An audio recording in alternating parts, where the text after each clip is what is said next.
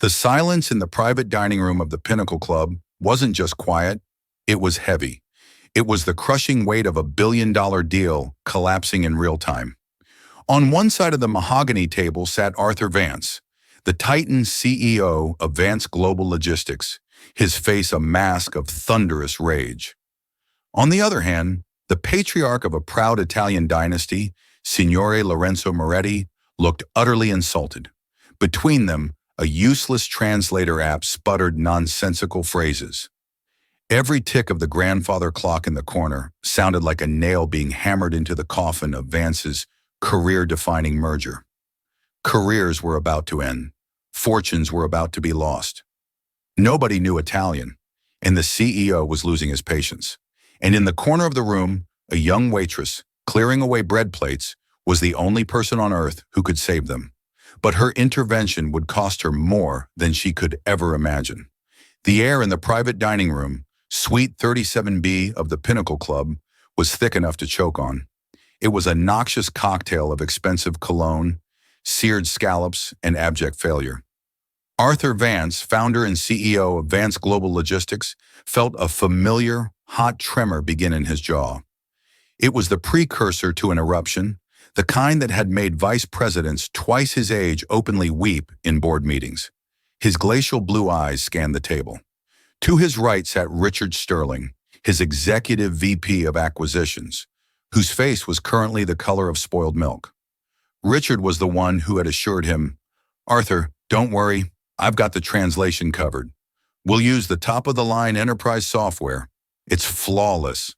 Flawless. The word tasted like ash in Vance's mouth. Across the gleaming expanse of mahogany sat their prize, or what was supposed to be their prize, Lorenzo Moretti and his two sons, Matteo and Giovanni.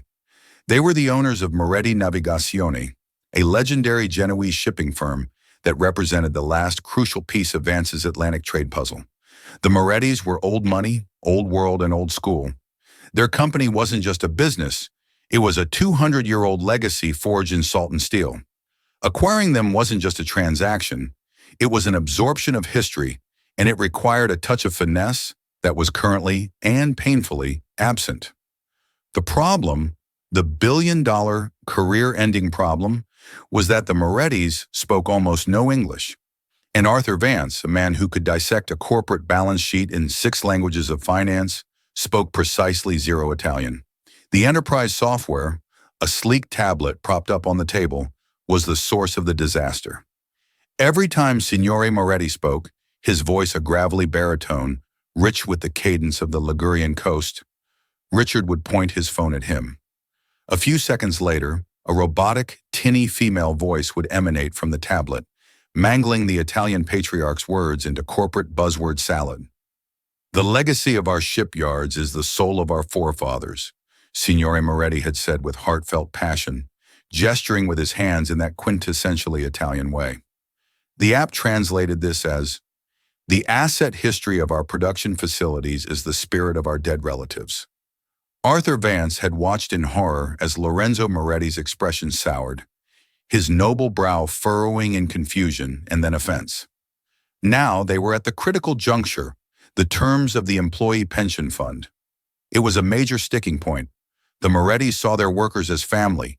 Vance saw them as liabilities on a spreadsheet. Signore Moretti leaned forward, his dark eyes intense. He spoke for a full minute, his tone pleading yet firm. He spoke of honor, of a sacred pact made between his grandfather and the dock workers of Genoa. He spoke of men who had given their lives to the Moretti name and the promise that their families would always be cared for. It was a beautiful, impassioned speech, even to a man who couldn't understand a word of it. Richard aimed the phone. The tablet was processed, and then the tinny voice delivered the final fatal blow. "The male workers are connected to a holy promise. We require financial continuity for their dependents after life termination." Matteo Moretti, the younger son, slammed his hand on the table. "Basta! Enough! This is an insult. Life termination? Do you think we are fools? This machine is butchering the words of our father." Arthur Vance closed his eyes. The tremor in his jaw was now a full-blown earthquake. He envisioned Richard Sterling's career not just ending, but being launched into the cold, dead vacuum of space. How could this happen? Weeks of planning, millions in legal fees, a deal that would cement his legacy as the king of global logistics, all unraveling because of a glorified pocket dictionary. Signore Moretti, Vance began, his voice dangerously low and controlled. He looked at Richard. Tell them. Tell them we have the utmost respect for them. Their holy promises. Richard, sweating profusely, typed frantically into his phone. The tablet chirped, "We value your religious commitments."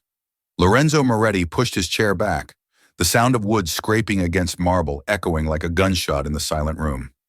He spoke in sharp, clipped Italian to his sons. The only word Vance understood was arroganti. Arrogant. The deal was dead. It was over. Vance could feel the billion-dollar prize slipping through his fingers like fine sand. He opened his mouth to unleash the storm on Richard, to fire him in front of everyone, to burn the whole disastrous luncheon to the ground. But before he could utter a single syllable, another voice cut through the tension. It was quiet, soft, and completely unexpected. He didn't say they were holy promises. Every head in the room snapped toward the source of the voice. For the first time all afternoon, Arthur Vance truly noticed the waitress. She had been a phantom, a whisper of motion at the periphery of his vision. He couldn't have described her if his life depended on it. She was just staff. A pair of hands that refilled his San Pellegrino, that cleared away the untouched risotto, that moved with a quiet efficiency designed to make her invisible. Now standing by the credenza with a silver water pitcher in her hand, she was suddenly, shockingly visible. She was young, maybe mid-20s. Her dark hair was pulled back in a simple, severe bun, and her uniform, a crisp white shirt and black trousers, was immaculate but anonymous. But it was her eyes that held him. They were a deep, intelligent brown, and right now they were wide with a mixture of terror and resolve, as if she couldn't believe she had just spoken aloud. Richard Sterling was the first to recover. "What did you say? Who do you think you are?" he hissed, his panic instantly curdling into aggression. "Get back to your duties." The girl flinched, her knuckles whitening on the handle of the pitcher. She looked at Vance, her gaze direct, and for a fleeting moment, he saw not a waitress, but an academic about to defend a thesis. "I'm sorry, sir," she said, her voice barely a whisper, yet it carried across the silent room. I just meant that the translation was wrong. It was very wrong." Lorenzo Moretti was staring at her, his expression unreadable. He spoke to her directly, in rapid, questioning Italian. It wasn't a command, but a genuine inquiry. The waitress didn't hesitate. She replied instantly, her Italian flowing with a liquid grace that was utterly absent from the robotic tablet. It was a short, respectful answer, but the effect was instantaneous. A look of profound surprise dawned on Signore Moretti's face. His sons, Matteo and Giovanni, exchanged astonished glances. Arthur Vance felt a strange sensation, a flicker of hope in the smoldering wreckage of the meeting. "What did he say?" he demanded, his voice like a whip crack. "And what did you say to him?" The waitress turned her attention to Vance. She took a deep, centering breath. "Signore Moretti asked me how a young American girl could possibly understand the nuances of the Genoese dialect. He was surprised." "And your answer?" Vance pressed, leaning forward. "I told him, in his dialect, that my grandmother was from Nervi, a village just outside Genoa, and that she never let me forget the language of my ancestors." A lie. A complete and total lie, but it was the only thing she could think of, a plausible fiction, to explain the impossible truth. The room was suspended in a state of disbelief. Richard Sterling looked as if he'd been slapped. Ben Carter, a junior analyst from Vance's team who had been silent the entire time, was staring at the waitress with his mouth agape. Lorenzo Moretti spoke again, this time with a hint of a smile playing on his lips. He gestured from the useless tablet to the waitress. He said a single sentence. Vance looked at the girl. "Well?" She swallowed hard, her gaze flickering for a moment to the half-eaten bread rolls and the discarded linen napkins, the artifacts of her station. Then she looked back at the CEO of Vance Global Logistics. "He said," she translated softly, "perhaps we should discard the machine and listen to the woman with the Genoese soul." For the first time in an hour, Arthur Vance felt the tension in his jaw release. The storm inside him hadn't vanished, but it had changed direction. It was no longer a hurricane of rage. It was a laser beam of focused, desperate curiosity. He looked at the waitress, this anonymous girl in a black and white uniform who had just appeared like a deus ex machina. He didn't know who she was or where she came from. He only knew one thing for certain. She was his last and only chance. "What's your name?" he asked, his voice low, intense, commanding. "Elena," she replied. "My name is Elena Rostova." "All right, Elena Rostova," Arthur Vance said, gesturing to the empty chair beside him, the one recently vacated by a now redundant tech consultant. "Your duties have changed. You work for me now. Sit down. You're about to translate a billion-dollar deal. Don't screw it up." Elena felt 100 pairs of eyes on her as she walked the 10 feet from the credenza to the mahogany table. It was the longest journey of her life. Her legs felt like lead, her heart hammering against her ribs like a trapped bird. The pristine white apron she wore suddenly felt like a costume, a ridiculous shroud marking her as an imposter in this world of tailored Italian suits and seven-figure decisions. She sat, her back ramrod straight, in the plush leather chair. It was still warm. She folded her hands in her lap, trying to control their trembling. To her left was Arthur Vance, radiating an aura of such intense pressure it was almost a physical force. Across from her, the three Morettis watched her with a mixture of curiosity and skepticism. And to her right, Richard Sterling glared at her with pure, unadulterated venom. She had not only shown him up, she had rendered him obsolete. The room waited. The silence stretched, taut and fragile. "Let's go back," Vance commanded, his voice a low growl. "The pensions. What exactly did Signore Moretti say before this machine insulted him?" Elena turned to Lorenzo Moretti, her expression shifting from nervous waitress to focused diplomat. She addressed him with a formal respect that was a world away from the app's butchered syntax. "Signore Moretti," she began in flawless Italian, "sorry for the interruption and the rudeness of this technology. Mr. Vance desires to understand your true position regarding the promise made to your workers. Would you be so gracious as to repeat your thoughts so that I may convey them with the respect they deserve?" The old patriarch's stern facade softened. He nodded slowly, a genuine warmth entering his eyes. He saw that she hadn't just translated the words.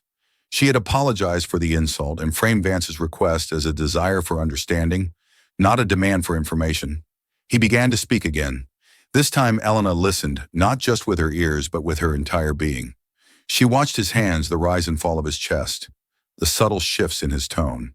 He wasn't talking about spreadsheets and liabilities.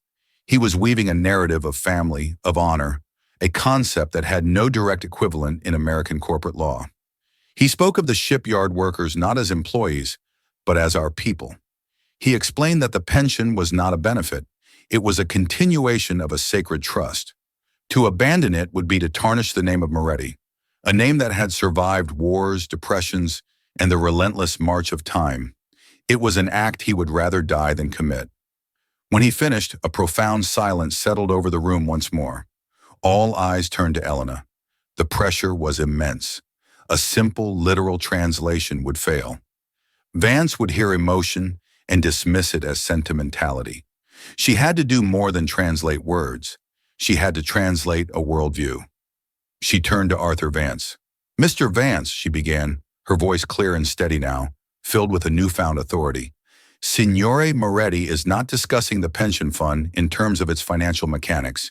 He is explaining its cultural and moral significance. He used the word honor. It doesn't just mean honor. In this context, it means a legacy of integrity, a reputation that is more valuable to him than the company's stock price."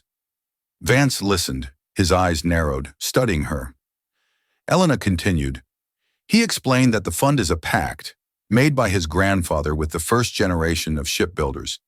It's a promise that the Moretti family will always protect the families of our people. He sees his workers and his family as two branches of the same tree. To him, abandoning that pact would be like cutting the roots of that tree. He believes the company would lose its soul and its name would be disgraced in Genoa forever. He said, and this is a direct quote, "A company without its soul is just a fleet of dead steel." Arthur Vance leaned back in his chair, steepling his fingers. He was silent for a long moment. He looked at Lorenzo Moretti, and for the first time, he wasn't seeing a stubborn old man obstructing a deal. He was seeing a king defending his kingdom. A fleet of dead steel. The phrase resonated with him. It was the kind of powerful, poetic language he himself appreciated, but rarely encountered in the sterile world of logistics. "Ask him," Vance said. His tone changed, less demanding, more inquisitive. "Ask him what he proposes. We cannot take on an open-ended, unfunded liability. Our shareholders would revolt." Elena translated, carefully choosing her words in Italian. She avoided the cold, corporate term, unfunded liability. Instead, she framed it as a search for a structure that would protect the workers while also satisfying the logical requirements of a modern public company. The conversation began to flow. For the next 2 hours, Elena was no longer Elena Rostova, the waitress. She was a conduit, a bridge between two worlds. When Vance spoke of synergies and optimization, she translated it into the language of collaboration and strengthening the family. When Moretti spoke of tradition and loyalty, she conveyed it to Vance as brand integrity and proven long-term asset retention. She was a weaver, spinning the coarse thread of American capitalism and the rich silk of Italian heritage into a single cohesive tapestry. She navigated a dozen potential minefields. When the discussion turned to the board of directors, and Vance proposed dissolving the Moretti board, she saw Giovanni Moretti's jaw tighten. Before translating, she added a preface to Vance. "Sir, a word of advice, if I may. In Italy, a position on the board is not just about governance. It is a signifier of family status and respect. A blunt proposal to dissolve it will be seen as an act of conquest. Perhaps we could frame it as creating a new, combined global advisory council where the Moretti family holds esteemed, permanent seats." Vance stared at her, a flicker of genuine astonishment in his eyes. He nodded curtly. "Do it." She did. The tension in the room dissipated.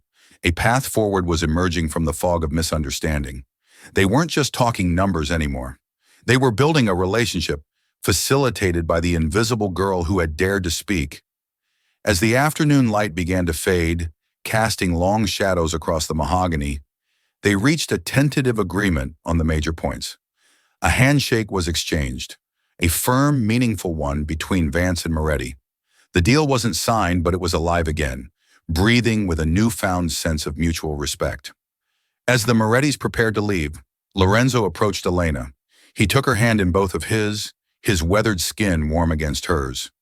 He spoke to her in low, gentle Italian, his eyes full of gratitude.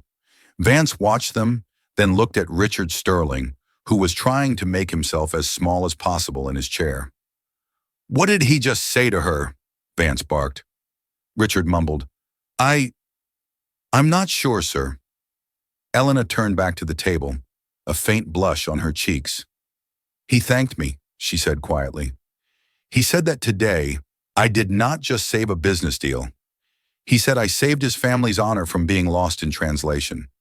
And he invited me to his family home in Genoa for dinner, whenever I should find myself in Italy." Arthur Vance nodded slowly, his gaze fixed on her. The meeting was over. The crisis was averted. But for him, a much larger and more intriguing mystery had just begun. Who was Elena Rostova? How did a waitress from the Pinnacle Club possess the linguistic skills of a UN diplomat and the cultural intelligence of a Harvard anthropologist? He knew two things with absolute certainty. He was going to close this deal, and he was not letting this girl go. The Morettis departed, leaving a palpable sense of relief and exhaustion in their wake.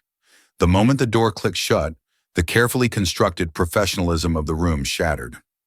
Ben Carter, the junior analyst, let out a long, slow breath he seemed to have been holding for hours. Richard Sterling slumped in his chair, looking utterly defeated. Arthur Vance, however, seemed to draw energy from the resolution. He stood up, a predator who had just resecured his prey. He ignored Sterling completely, his entire focus directed at Elena, who was standing uncertainly, as if unsure whether she should revert to being a waitress and start clearing the table. "My office, tomorrow morning, 8 a.m. sharp," Vance said. It wasn't a request. He pulled out a platinum business card. "1 Vance Plaza, 50th floor. Don't be late." He turned to leave, then paused, his hand on the doorknob. He looked back at her, his blue eyes analytical, piercing. "And Miss Rostova," he added, his voice dropping to a confidential tone that made the hairs on her arm stand up.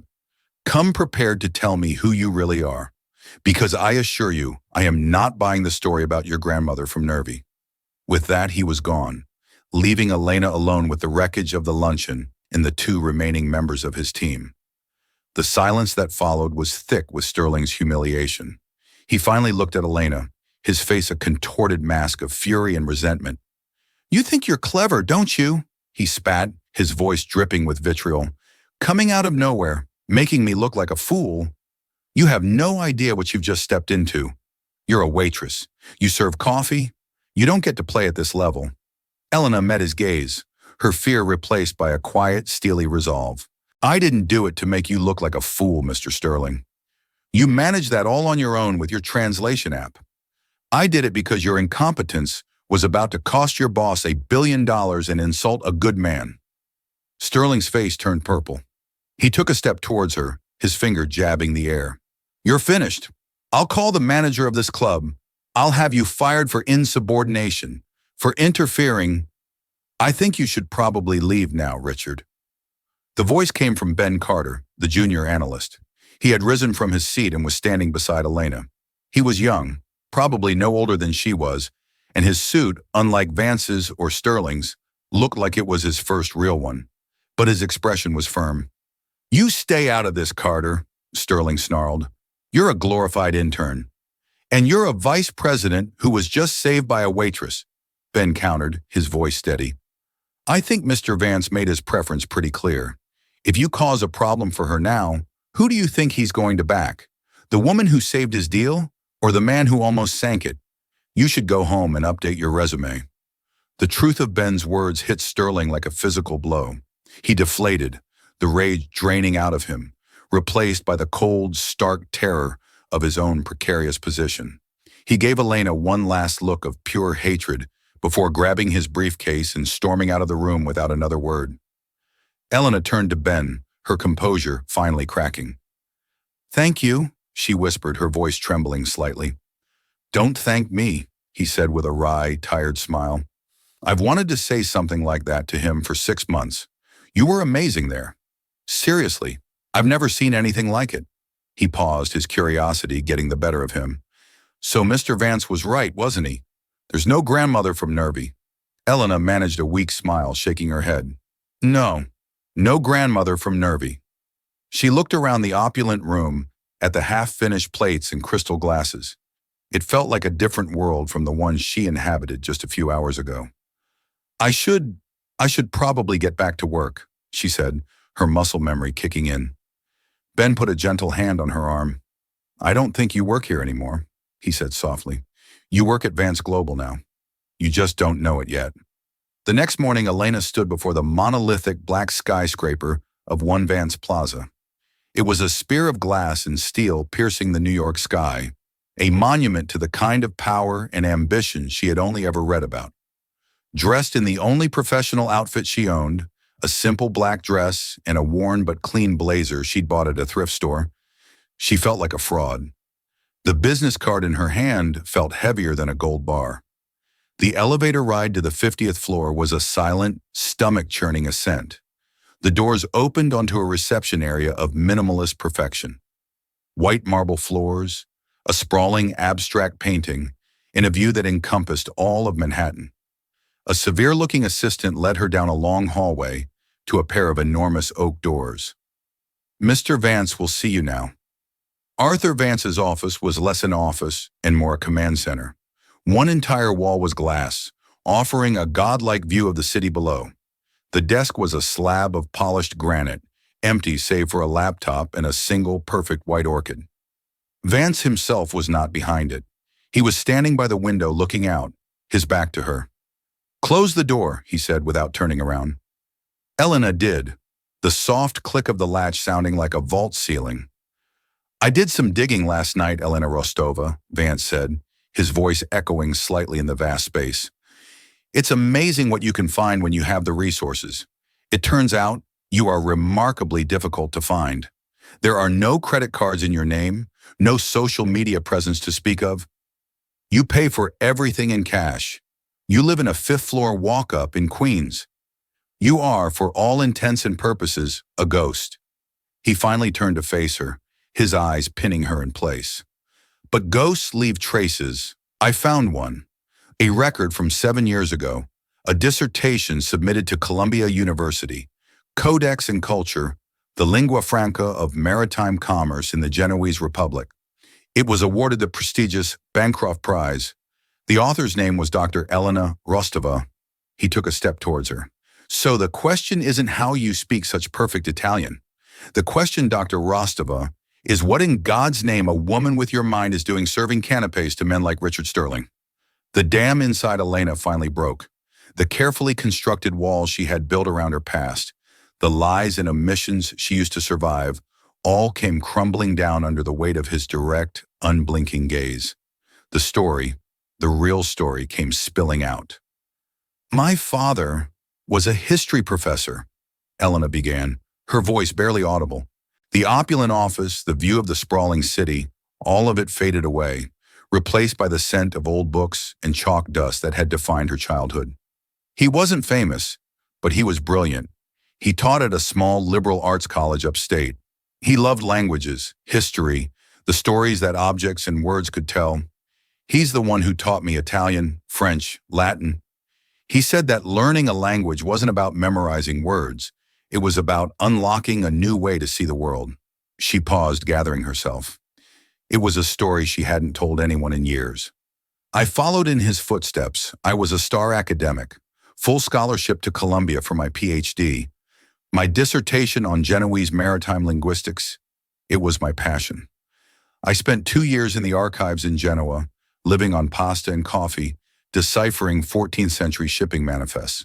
I wasn't just translating words, I was resurrecting a world. The Bancroft Prize, it was supposed to be the beginning of everything. I had offers from Yale, from the Met, a fellowship at the Villa Itati in Florence." She looked up at Vance, her eyes glistening with unshed tears. "I was on top of the world. And then the phone rang." Vance remained silent, his expression unreadable, letting her speak. "It was my mother. My father had collapsed in the middle of a lecture. It was a glioblastoma, the most aggressive form of brain cancer. The doctors gave him 6 months." She took a shaky breath. "He didn't have great insurance, an academic's plan at a small college. It didn't cover the experimental treatments, the specialized care he needed. We sold their house. We drained their retirement accounts. It wasn't enough. The bills were astronomical. They were like a tidal wave, drowning us.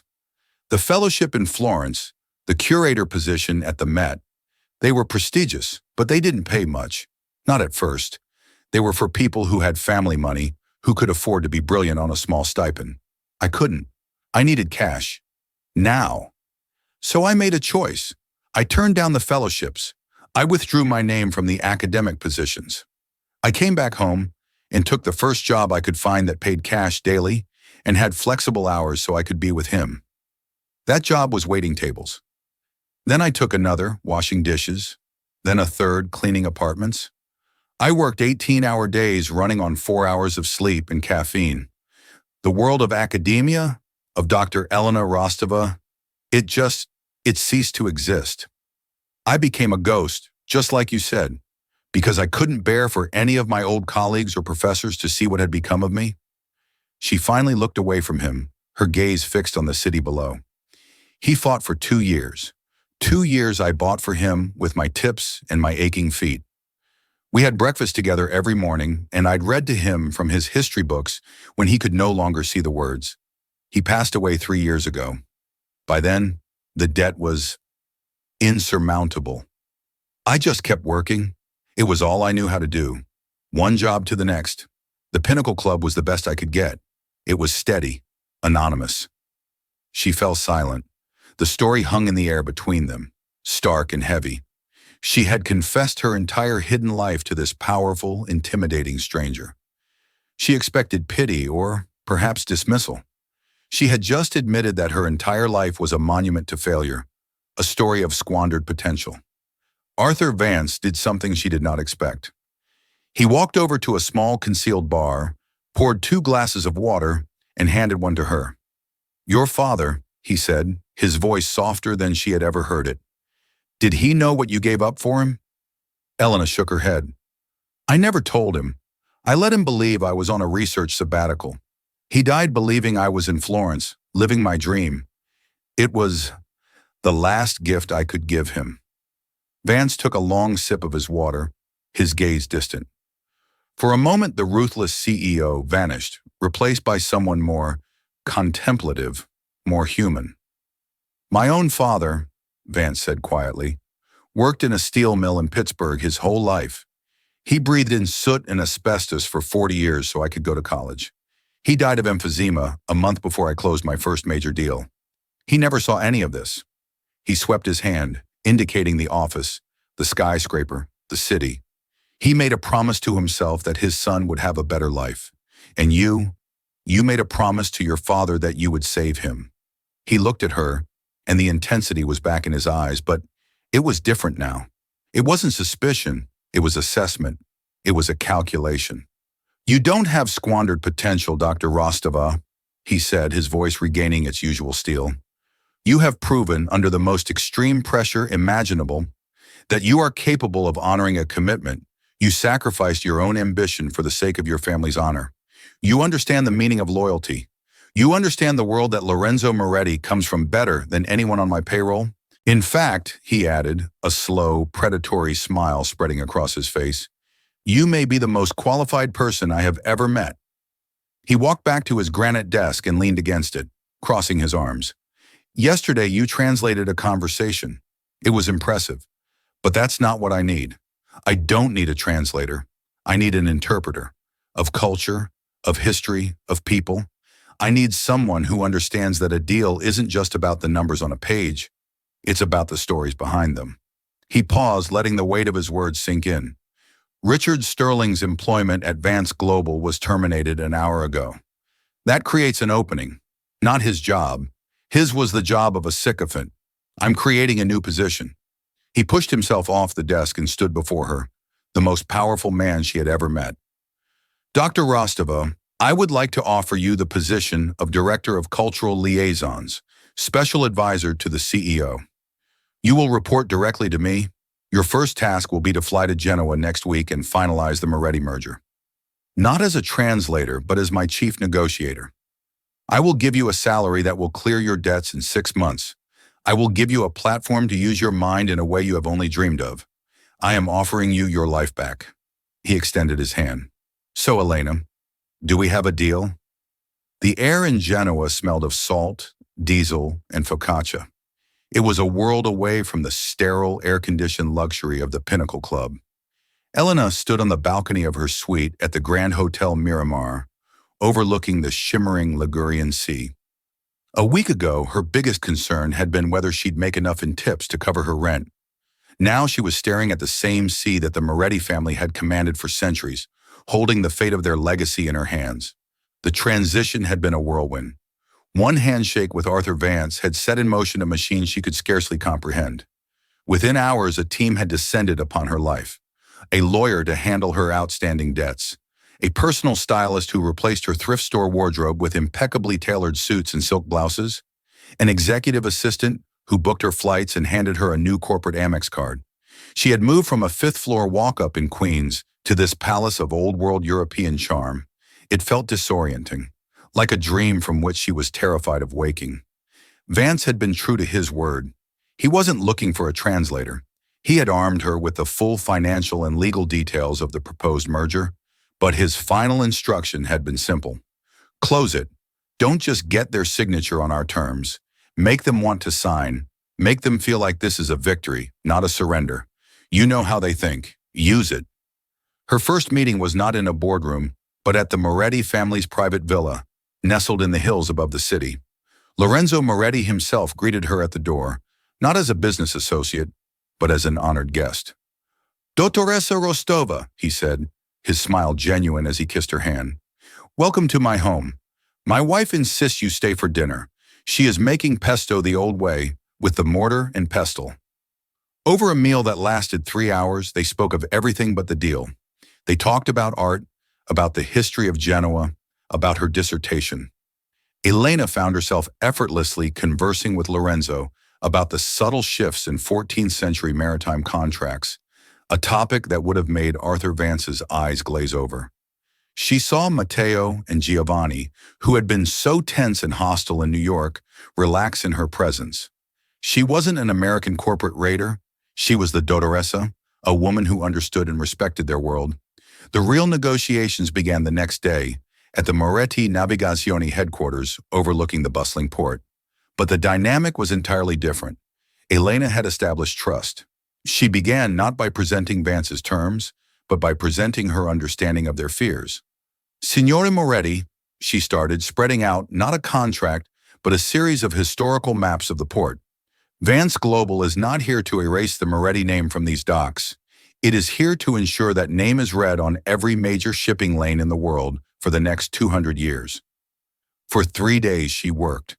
She anticipated every cultural sticking point.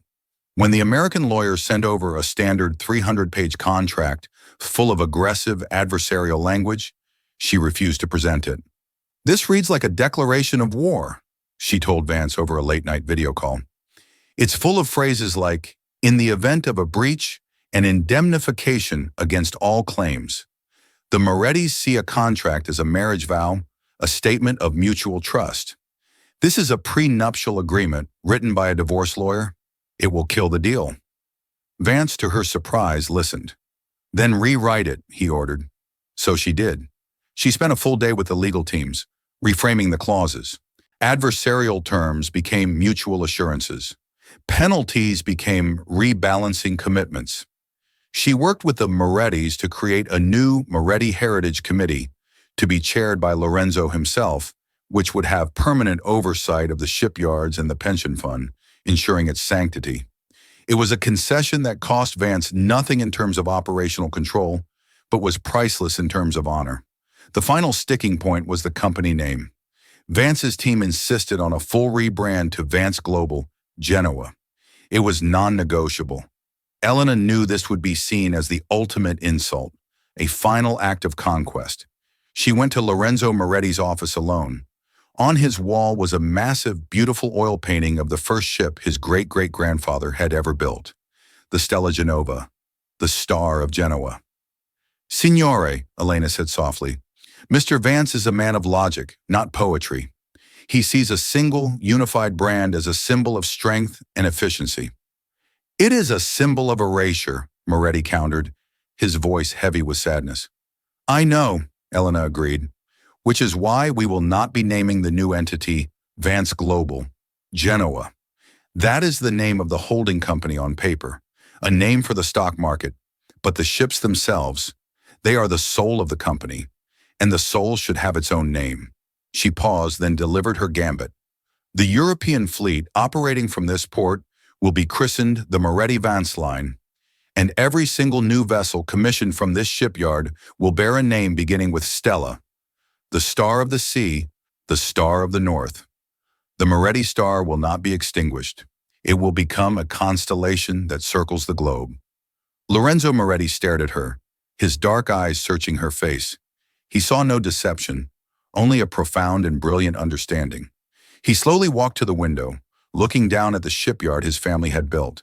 He saw the cranes, the dry docks, the massive container ships bearing his family's name.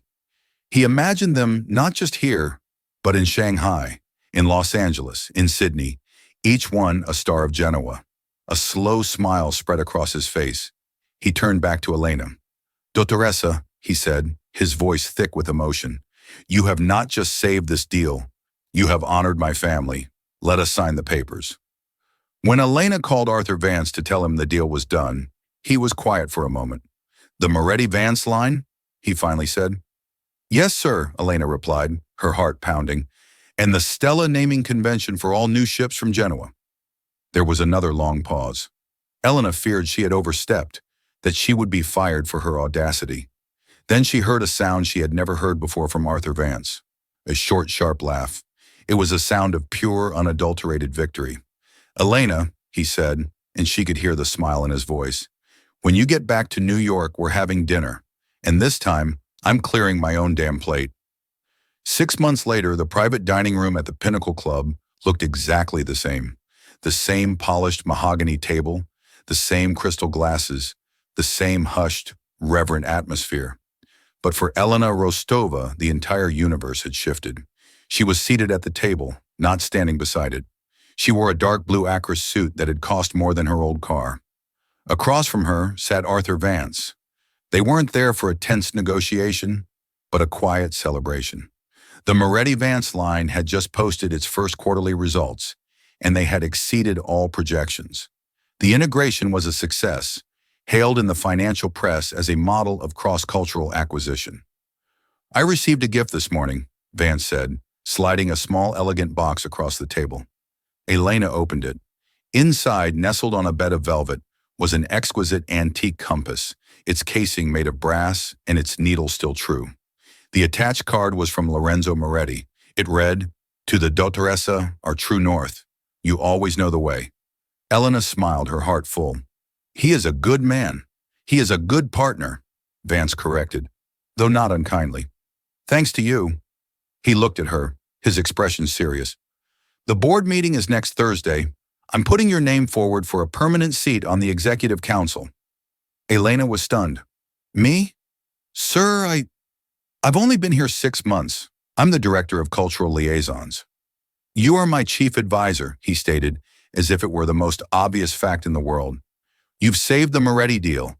You've successfully mediated a labor dispute at our port in Marseille by explaining to me that the French unions weren't striking over money, but over a perceived slight to their professional dignity. You averted a PR crisis in Japan by pointing out that the marketing campaign was culturally tone-deaf.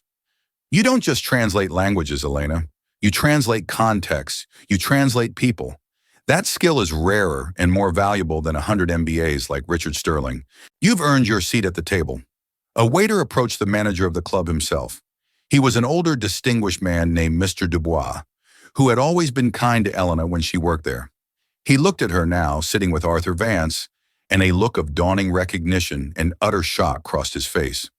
"Miss Rostova?" he stammered. "Is that you?" Elena smiled warmly. "Hello, Mr. Dubois. It's good to see you." I apologize," he said, addressing Vance. "I was not aware—" "Miss Rostova is my guest," Vance said, his tone leaving no room for argument. "And she is one of the most valuable executives in my company. Please ensure she receives the best service your club has to offer." "Of course, Mr. Vance, immediately," Dubois said, nodding deferentially before scurrying away. The moment was not lost on Elena. The reversal of her fate was stark, almost comical. Here she was, being waited on in the very room where she used to clear crumbs, being lauded by the man whose fury had once terrified her. She thought of her father, of the promise she had made to him. She had given up her dream for him, the quiet, scholarly life she had planned. But in doing so, she had been forged into something stronger, something different. The real world in all its brutal, unforgiving reality had been a harsher but more profound teacher than any university. She had learned humility serving tables. She had learned empathy caring for her dying father. She had learned resilience from working 18-hour days. She had thought those years were a detour, a tragic derailment of her life, but she now understood they were her real education. They were what had allowed her to see what no one else in that room 6 months ago could see: the humanity behind the balance sheet. "A fleet of dead steel," she murmured, looking at Vance. He knew exactly what she meant. "You stopped me from building one," he admitted. "You reminded me that the soul of a company is its people." He raised his glass of water.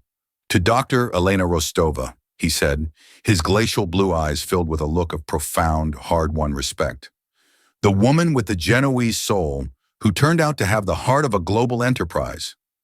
Elena raised her glass, the antique compass cool and solid in her other hand. She was no longer a ghost. She was no longer an imposter. She was exactly where she was supposed to be, a weaver of words and worlds, finally living a life even bigger than the one she had dreamed of. The evening air was cool on Elena's face as she stepped out from the gilded entrance of the Pinnacle Club. The city lights of Manhattan glittered around her, no longer an intimidating spectacle of power, but a familiar, welcoming landscape.